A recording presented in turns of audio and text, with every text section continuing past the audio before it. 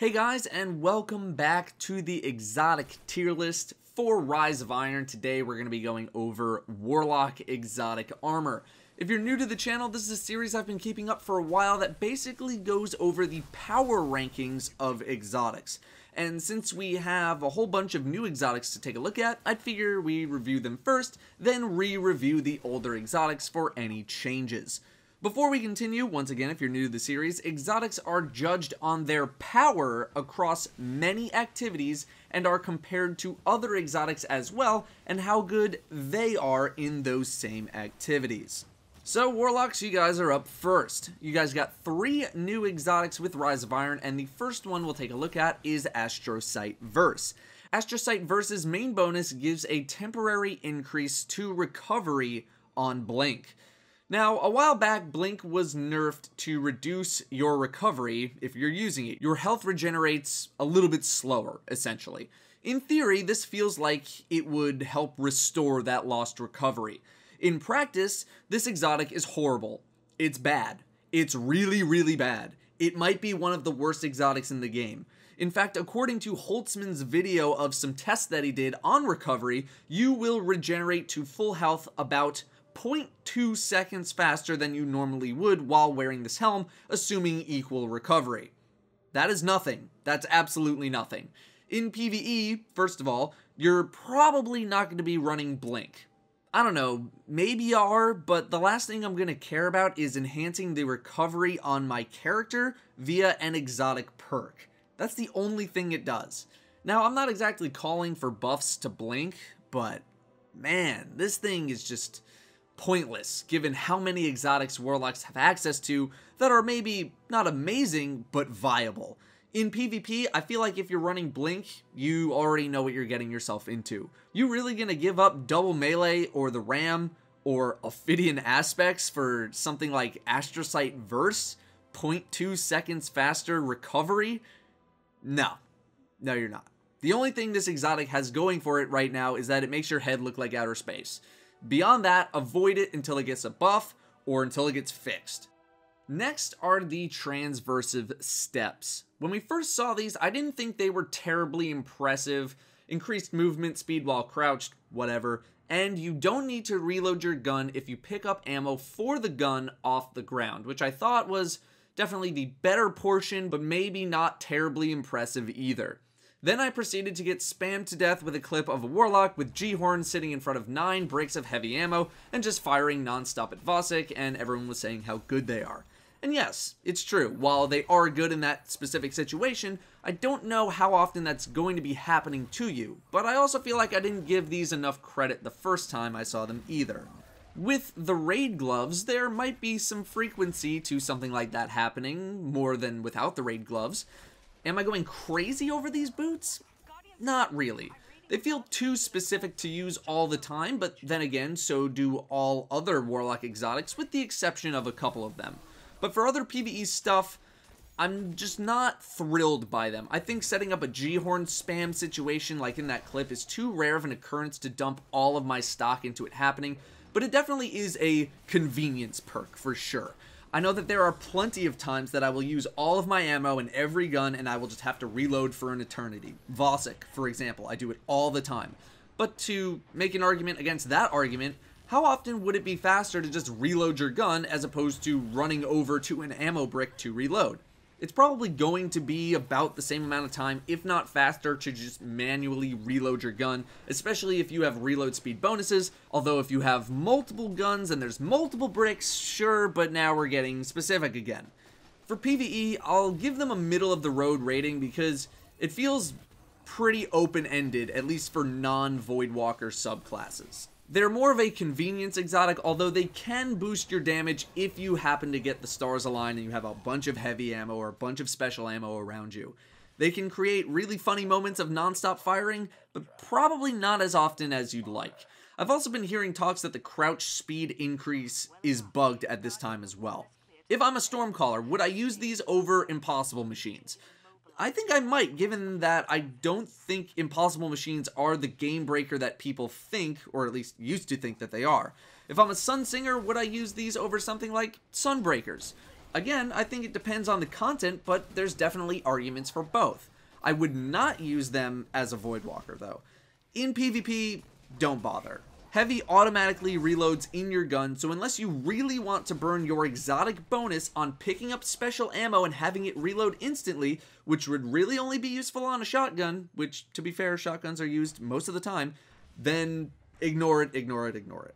Finally, we have Ophidian Aspect, the gloves that Warlocks have been losing their minds over. The main bonus gives you improved energy drain and your weapons ready and reload very quickly. So, it's basically a better quick draw, which is an insanely good talent for blade dancers, and gives you bonus energy drain. Yeah, these are the real deal, at least for PvP they are. Being able to swap quickly is a huge advantage, whether you're shotgunning, sniping, even a fusion rifle. Being able to swap to anything is a huge advantage, really. The game has gotten so fast-paced over the past couple of months that being able to instantly react to anything happening is probably the most valuable thing you can have in PvP.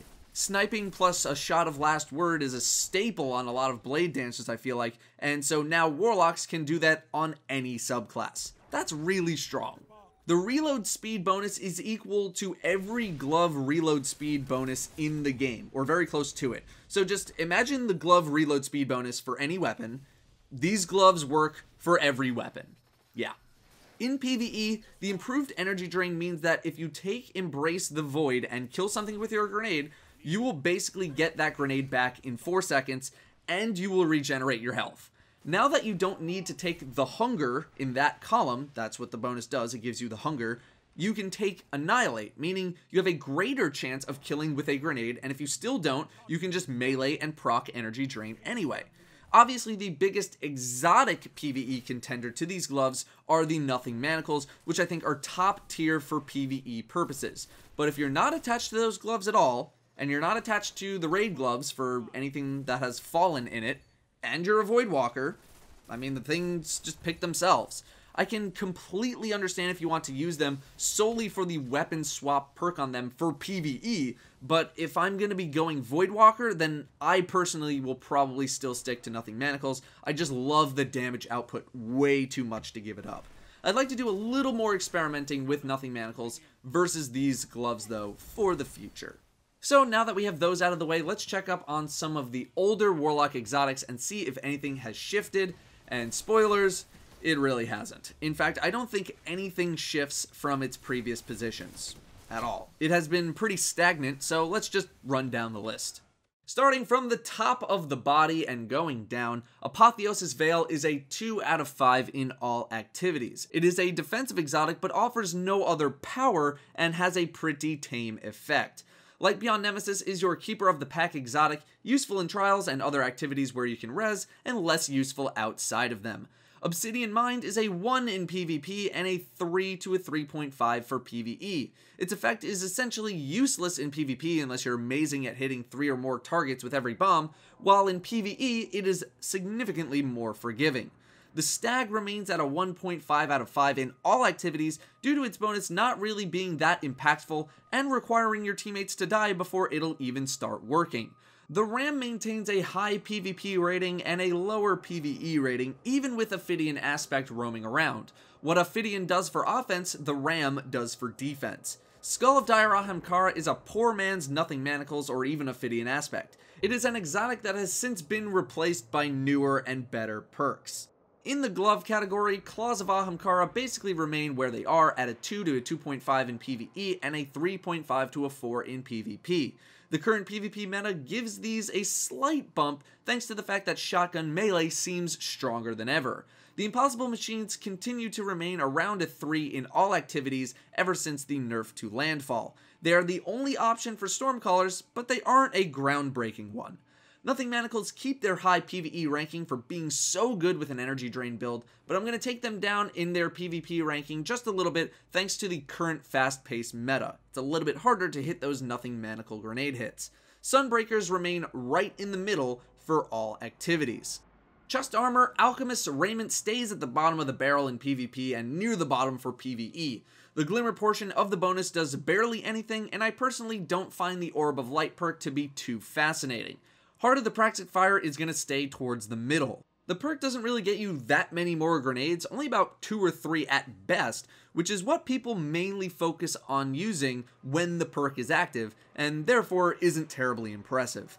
Purifier Robes stay towards the low end. Its main perk requires you to be dead before you can even utilize it, and most people have learned to play around the self-res gimmick by this point, rendering it useless most of the time.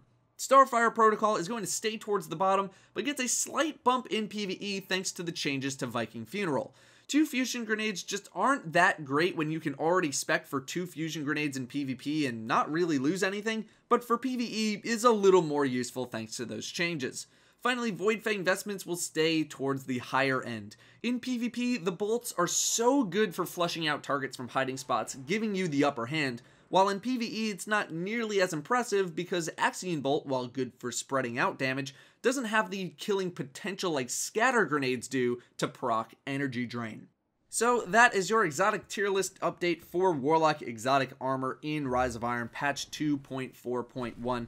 Like I said, not too many shifts, but Ophidian Aspect shook things up a bunch for PvP, making Warlocks even better. Titans, you guys are up next. That video is coming very soon. If you enjoyed this video, a positive rating would be appreciated. Thank you very much for watching, and I'll see you next time.